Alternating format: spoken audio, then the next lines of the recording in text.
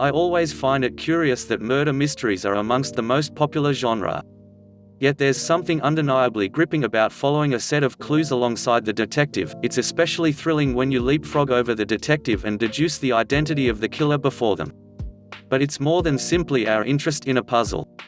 Murder mysteries often delve into the mind of the killers and offer insight into the question of what warped logic or perverse incentive can push someone to kill.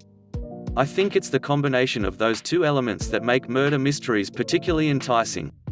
Sticks and Stones by Katherine Firkin provides both of those key aspects, making it an absolutely great read. The story switches between multiple perspectives of people whose paths in some way are all affected by a serial killer who seems to be targeting women in Melbourne's inner northwestern suburbs. If there is a central character, it is Detective Emmett Corbin who is leading the investigation into the murders.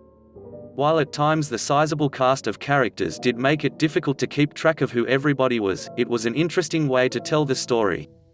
For one, the intersecting points of the various characters' narratives was well portrayed. Melbourne, despite having a sizable population and being geographically sprawling, is in many ways quite a small city, and this seemed to lean into it, and the way all of the narrative threads fed into the central story, even if it was tangentially, served to constantly increase the tension and mystery.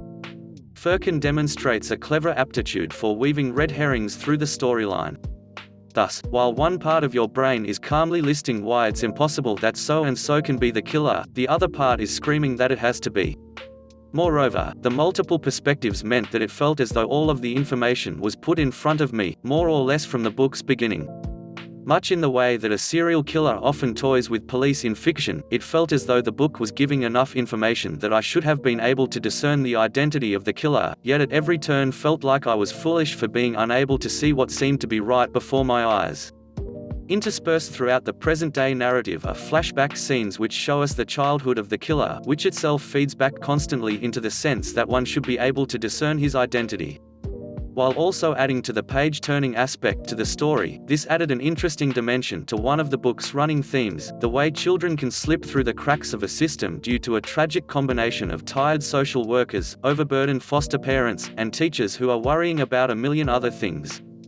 While the effect of his junkie mother's death is sure to have left an indelible mark on him, the examination of how a tragic confluence of neglect in various forms, and plain bad luck, offers an interesting dimension to what would otherwise be a reasonably standard murder, thriller narrative. While it doesn't excuse the behavior, it speaks to an interesting thread which Firkin draws through the story, the reasons people have for doing bad things or making bad decisions. That added dimension of complexity and nuance made me really enjoy the book. There were a few holes with the reveal and logistics of the killer that niggled at me as I subsequently ruminated on the book, and I would have liked them a little more neatly tied up. It feels an awful snub to an author to not elaborate on that, but I can't go into any detail, for to do so would be to spoil the book. That being said, it wasn't a huge diminishment. Firkin's prose was sufficiently tight and the other elements of the story were sufficiently engrossing to have made it a really enjoyable read.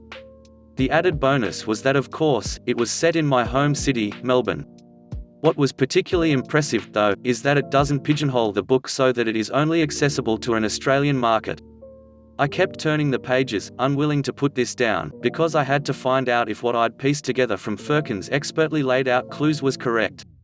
In the end, I did correctly guess who the murder was, but I'm not sure I was too ahead of the curve there, at all. If you love a good murder mystery, then this is definitely the book for you.